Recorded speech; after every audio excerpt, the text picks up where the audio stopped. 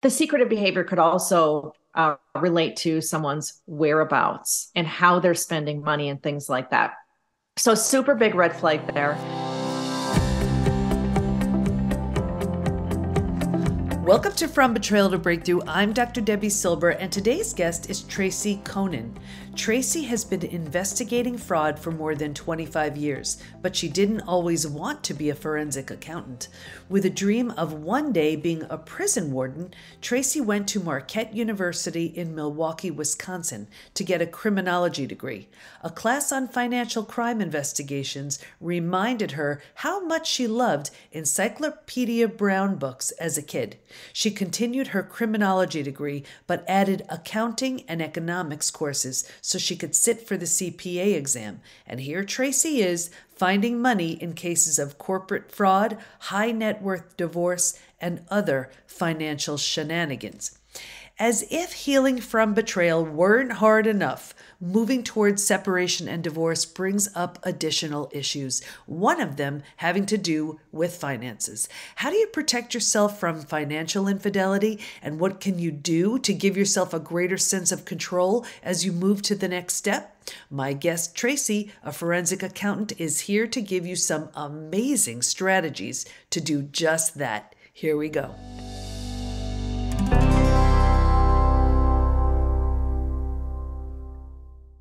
Okay, everybody, I'm with Tracy Coenen today, and the reason why I brought her in, I am always thinking, what can help you physically, mentally, emotionally, psychologically, spiritually, once you've been betrayed? And one of the things that can happen, is a financial issue. And there are all types of infidelity and betrayal, and today we are talking about financial infidelity and everything that goes with it. So welcome, Tracy.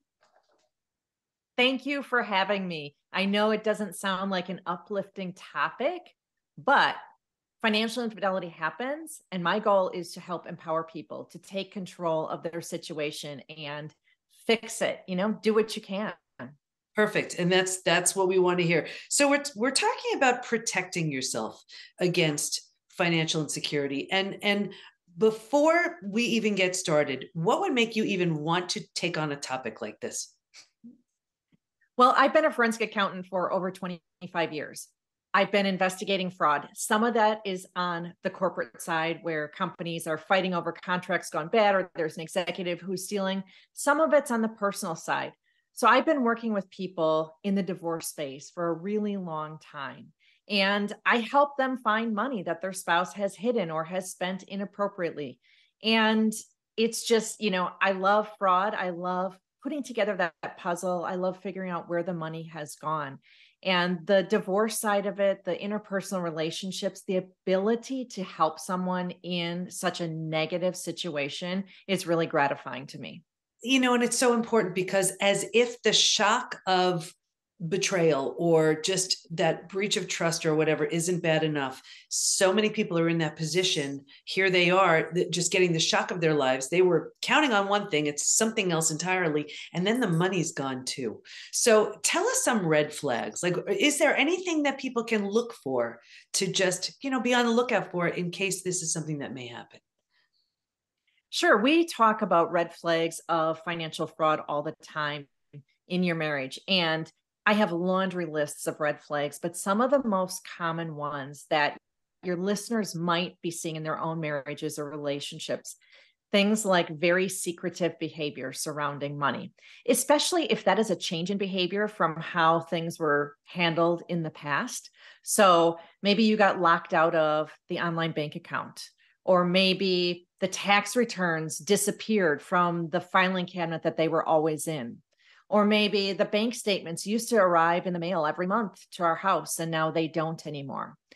But the secretive behavior could also relate to someone's whereabouts and how they're spending money and things like that.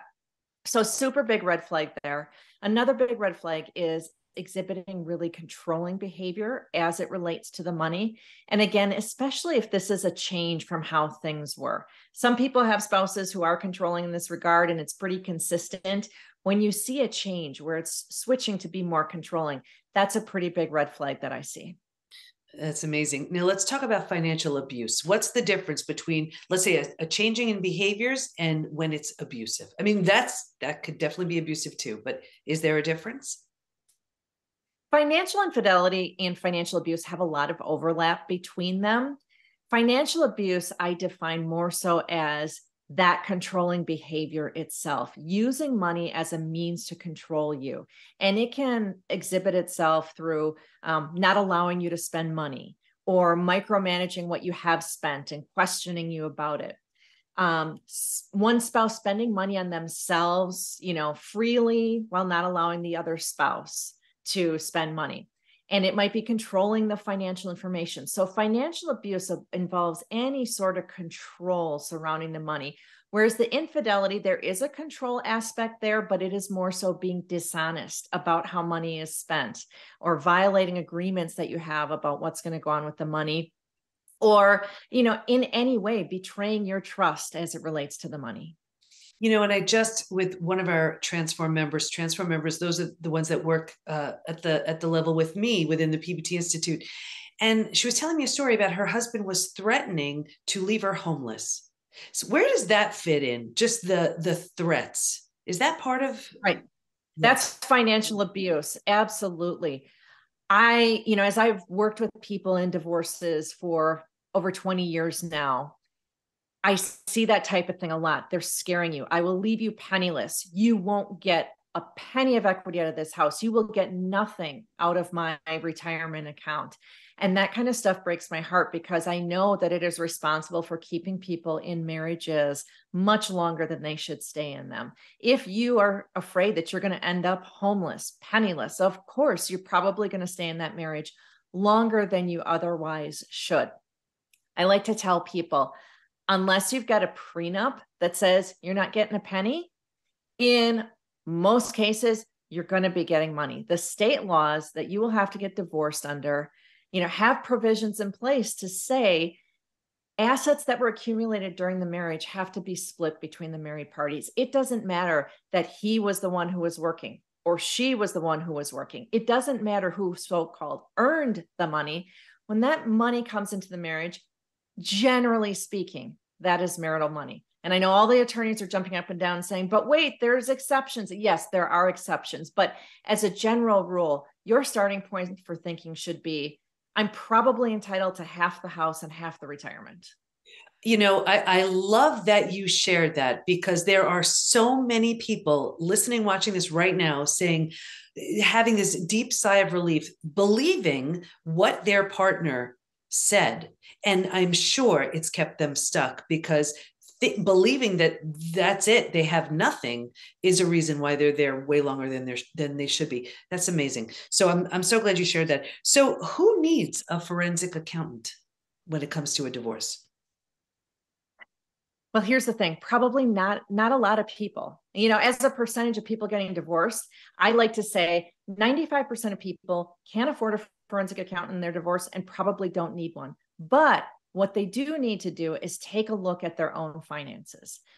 A forensic accountant is appropriate when you have complicated financial situations and when you have a lot of money at stake. It's expensive to have us involved, and that's part of the reason why a lot of people won't have us involved. But for the average person, where you and your husband each have a job, kind of a regular job, you have a house, a couple cars, the kids, it's a pretty normal scenario. You don't need to have a forensic accountant, but you do need to take a critical look at your financials.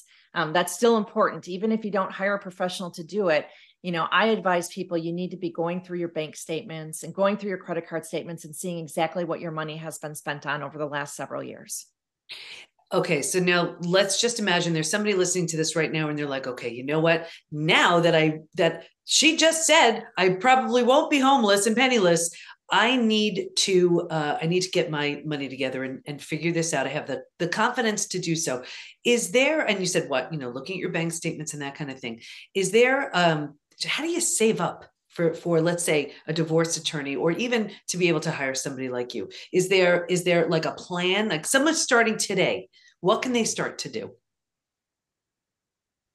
If you're talking about saving for a divorce, When your money is intertwined in a marriage, it is hard. I always advise people that if you have the opportunity in your marriage, have money of your own, have an account of your own where you're putting money away. It's not that you want that money to necessarily be secret, but you certainly want that money to be accessible only to you and available to you in case of emergency.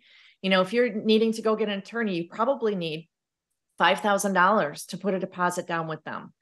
Right. So that's kind of a starting point to think about. Can you gather $5,000? And for those of you who are in a position where even that is not possible for you, one of the best things that you can do is go to a local legal aid society. Many of them won't help with divorce, but what they will do, because they get this question so often, they will help you figure out where you can find a lower cost alternative to the typical divorce attorney. Okay. So where would somebody even look that up? Like what would somebody Google to find these people? Google Legal Aid Society and the city that you live in, or the nearest large city to you. Okay. I think that's really helpful. So let's say you suspect your partner's doing something, weird with the money. What's like the first thing you start to do to protect yourself? The first thing you do is don't say anything to your partner. We don't want to tip them off that we're on to them in the event that something funny is happening with the money. My first piece of advice is to start gathering information. So any accounts that you have legal access to, and when I say legal access, I mean your name is on the bank account or on the credit card. If you have legal access to it, go online, start downloading the statements, start gathering information. If you have paper copies of financial documents in your house, make copies of them, put those copies in a safe place. The documents you're looking for in your house might include a will, a trust, old tax returns. If you have paper bank statements, those kinds of things, anything of a financial nature, I advise taking copies of it, securing them in a safe place. And then after that step, then we can start thinking about how do we start looking at these documents, evaluating them to see if something is going on. Okay. So it's a process for sure. What about finding just a little hidden money? What's, we sense something's going on and we have a feeling. So just some simple tips. Here's, I have people go line by line through their bank statements and credit card statements and look at every transaction and ask yourself, does this feel right? Your habits of yourself and your spouse. If you're seeing things like hotels when there was no hotel room that should have been paid for, or odd meals out, or your spouse is not into electronics in any way, but they went and made a big purchase at Best Buy and you knew nothing about that. Things that don't fit the known patterns of behavior are things that I would be suspicious about. But I have people do easy things too, like count up the number of paychecks that were deposited over the last year to your joint bank account. Most people get paid twice a month or every other week. So there would be 24 or 26 paychecks throughout the year. If you go through your bank account, you count them all up and see that there were only 20 paychecks deposited, you've got some missing money. Oh, that's a good one. Wow. But It's so easy, right? Now that I tell you, you're like, yeah, that's easy. That makes sense. But until I told you, it wasn't something that you might have thought of as an easy way to see if all the money that's supposed to be coming into your household was. Well, and it's also once we've been betrayed and we're in shock, we're reeling, we're not thinking straight. Our head is like offline. We can't even think this way. So it's so helpful to get these ideas and get these tips. Can you share a story with us of someone you worked with where, it looked pretty grim and then you found some money for them?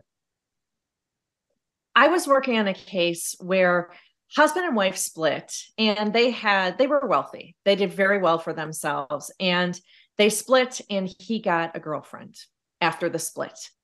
And the wife said, well, sure. Okay. We're split up now. He's got a girlfriend, but he's spending thousands upon thousands upon thousands of dollars on this girlfriend. And isn't half of that money mine? Because we're still married. Well, the truth is, yes, half of that money was her, but how are we going to prove what he was spending on the girlfriend? He was, of course, denying spending money on her. We said, does she have a credit card in her name on one of your accounts? Oh, no, she doesn't. And we were really bothered because we were looking at his credit card statements and there were purchases that seemed like it might be a girlfriend making them, but we couldn't prove it. It was really frustrating. And my client, the wife, kept saying to me, have you looked at the whore's Instagram account? Have you looked at the whore's Instagram account? And I said, well, she's not necessarily a whore, but okay, I'm going to go look at her Instagram account. And the light bulb went on. She would go shopping, take pictures, take selfies with the $3,000 handbag that she bought, post it on Instagram, tag the store. I took those Instagram posts, went back to the credit card statements and matched all of it up. She'd take herself out to a fancy lunch, selfie, tag the restaurant, matched it to the credit card statement.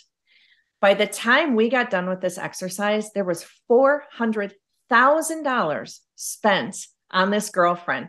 Half of that belonged to my client. Wow. Well, so that's a fun one.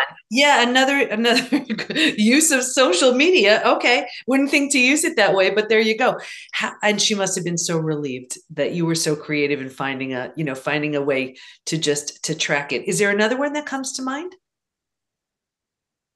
Oh gosh, you're putting me on the spot.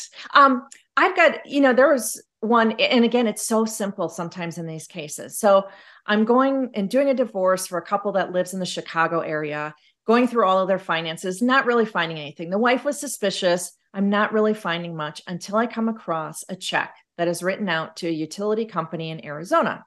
And I say to her, why would you write a check to a utility company in Arizona? She said, that makes no sense. And I had been expecting her to say something like, oh, we paid a bill for our in-laws, or we were looking at getting a vacation home out there, or something. I was expecting an easy explanation, and she didn't have one. So we started digging into this. Long story short, her husband had purchased a property in Arizona that he called a rental property. Can you guess what was really going on at the rental property? Wow. That's where his girlfriend lived. Wow. So what had happened was he bought this property, established a bank account for himself in his name only at the same bank that they jointly banked at. So their joint checking account was at the same exact bank. He wrote that utility bill check out of the wrong account by accident. He accidentally wrote it out of the joint account instead of his individual account. And that's how we found out he had the property. Wow. And everybody who knows me knows I don't believe in accidents. There you go. It's speaking for the betrayed. It is so heartbreaking to even experience it. And then to have and it goes with it. It's the lies, it's the deception, and the levels that it gets to is just so staggering and so upsetting. But it's so great that there's somebody like you out there helping the betrayed figure this out. What do you want to know? What do you want everybody to know as we start to wrap up? I want everyone to know that there are resources out there to help them. So I talked about doing this consulting work for people who are getting divorced, and it's typically for wealthy people, blah, blah, blah.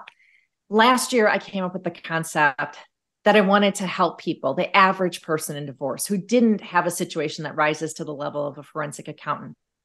So I came up with the divorce money guide, and it is a 10-step process that I walk people through so they can do it themselves, even if they're not good with numbers. So I walk you through, how do you get those bank statements? Because believe it or not, some people don't know where to start with that. How do you get your tax returns from the IRS if you don't have them? What do you look for in them? So some of those tips that I gave today, like counting up the paychecks, is one of the easy things that we talk about in the divorce money guide. It's an affordable way for people to get a handle on what's been going on with their money. And even if they don't have suspicions about fraud, they just haven't been involved with the money and they want to know, where do I start? It's a tool for them in that regard. Oh, that's so great. It's so helpful. Where do they find that? They can go to my website, fraudcoach.com, because I am your fraud coach. And there, they'll see the divorce money guide, a couple other products that I have. They can also, at the very top of the Fraud Coach homepage, there is a link to the red flag assessment. If you have seen some signs in your marriage regarding the money that have you concerned, but you don't know how worried should I be, you can take the assessment, 15 questions. It'll take you a few minutes, and I will tell you how likely it is that something bad is happening with your money. I love that so much.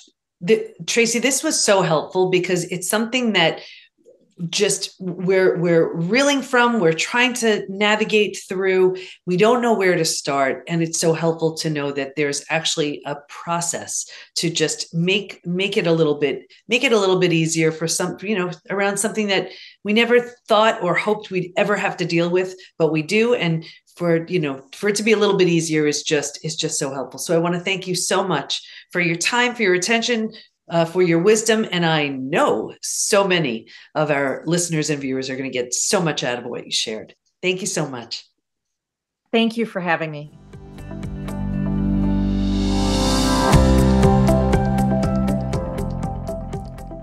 I hope you found a strategy or two that were helpful and inspires you to do some investigating if you feel you need to. Stay in touch with Tracy by going to divorcemoneyguide.com, and we'll have all of her information in the show notes at thepbtinstitute.com/podcast. Here's my biggest takeaway.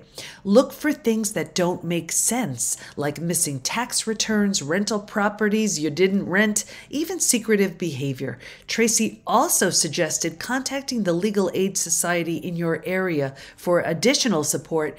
And as you're doing your research, don't say anything, just gather your information, make copies, and get the information you need so that you can have a better understanding of what's happening.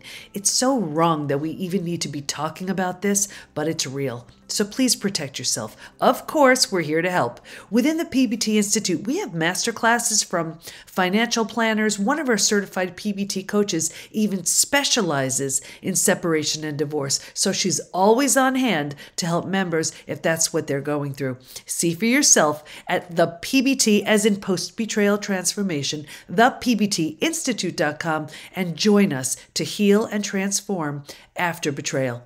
Thanks for listening. Can't wait to be with you next time, and here's to your breakthrough.